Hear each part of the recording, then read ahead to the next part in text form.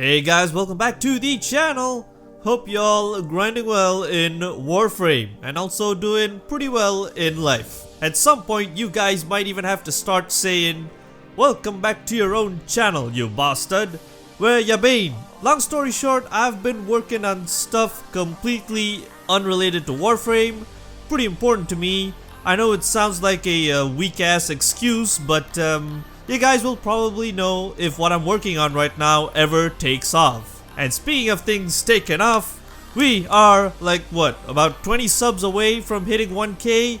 If we could do that by the end of February, that would be amazing. My mind is pretty messed up right now, pretty tired as well. So I thought of just doing a simple review video, you know, just chill and get back into this YouTube thing and get that awesome feeling reading your comments, so you know what to do.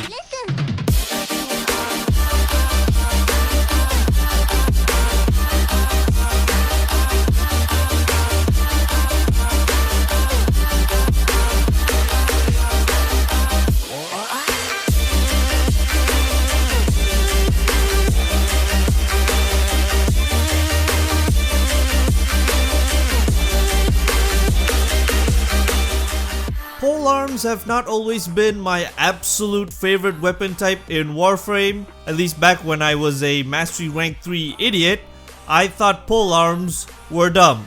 Dual swords are where it's at, right? Or even big heavy stuff like the Gram. Typical Dark Souls noob mentality. But now, a polearm in my opinion is the single most effective weapon type in the game. Super efficient, and if you're talking about polearm Zaws, then you're talking about some of the best melee weapons in the entire game. So with that said, I'm probably biased towards polearms. What we're gonna be talking about today though is not exactly whether polearms are great or not. What we're gonna do is see how well a 2014 era weapon that's had next to no updates, which is the Serro, see how well it stacks up in 2019.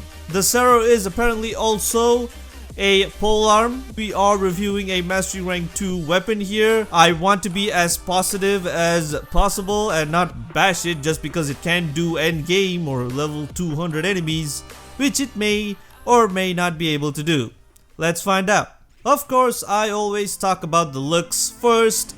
This thing looks cool, but guys, it's supposed to be, according to the description, it's supposed to be like a cleaning tool used to scrap abandoned Corpus ships for, I don't know, parts. Imagine a Corpus crewman just sweeping a ship corridor, collecting gears and nuts and bolts and whatnot.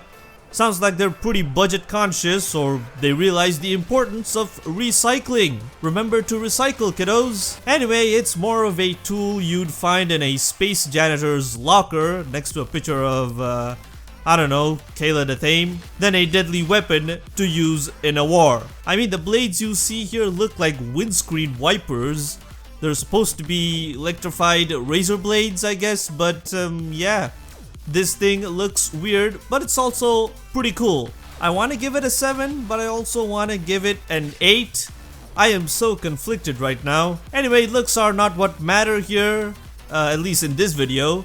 It's the stats. The Serro being largely an untouched weapon from 2014, you'd think the stats would be horrible. Well, yes, but actually no. I mean, yeah, 5% crit chance, not much. I actually went into the wiki comment section the other day and there was this comment back in 2014 or 2015 where this guy just comments, "Whoa, this weapon is a beast, just mod it for this and Berserker."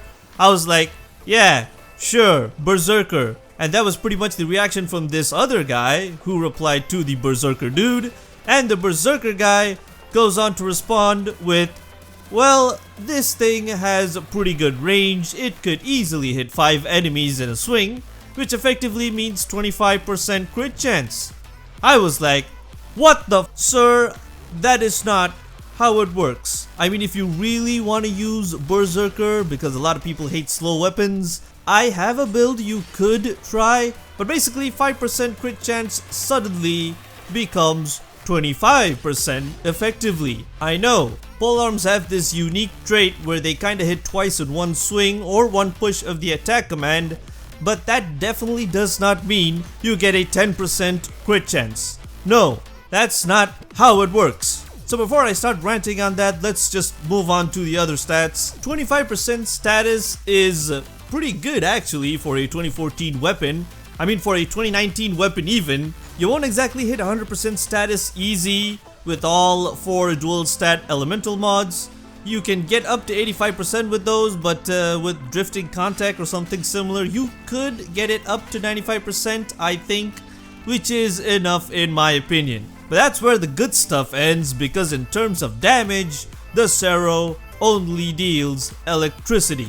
75 electricity damage and no IPS, which is definitely a con in my books. I don't care what you say, you know, like those peeps who be like, that's not a con, that innate electricity is awesome. Just mod it for corrosion and it'll be a beast against Grineers or Lephantis, whatever. As if normal melees with just IPS can't be modded for corrosion.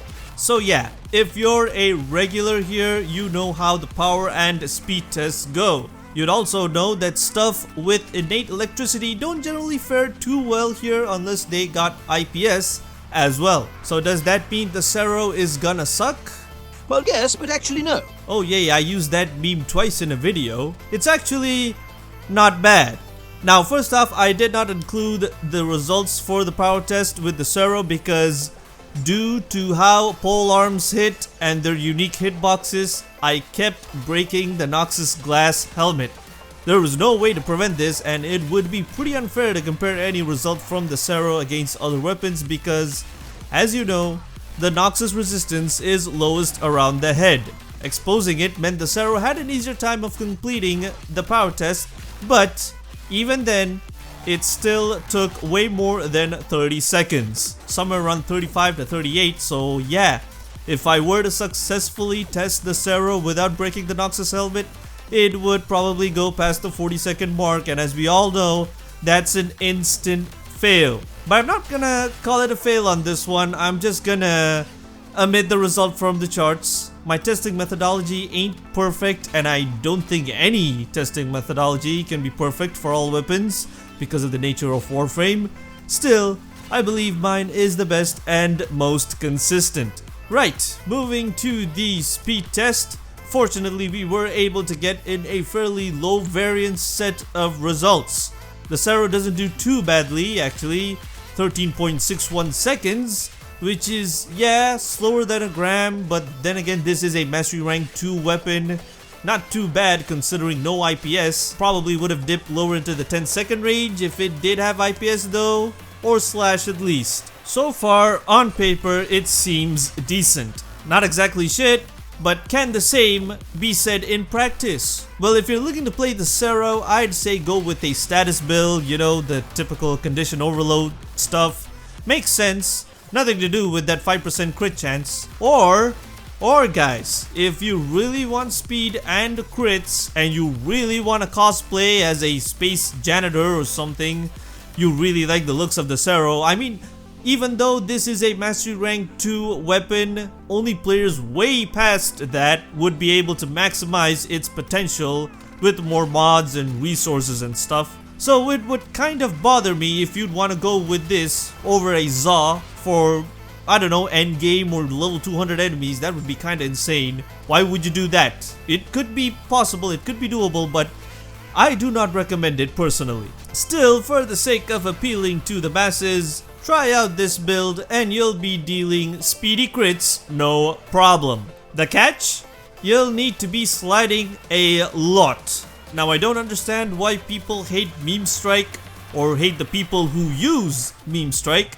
I mean, I am so used to doing sliding melee attacks, I just use it as a mode of transportation from point A to point B sometimes. And that's how I'd build the Serro to fit my playstyle. And if you're someone who loves to play crit weapons, then this build could prove interesting for you. If that is, you consider using the Serro at all. Of course, your opinions are more than welcome, so be sure to leave comments and suggestions down below.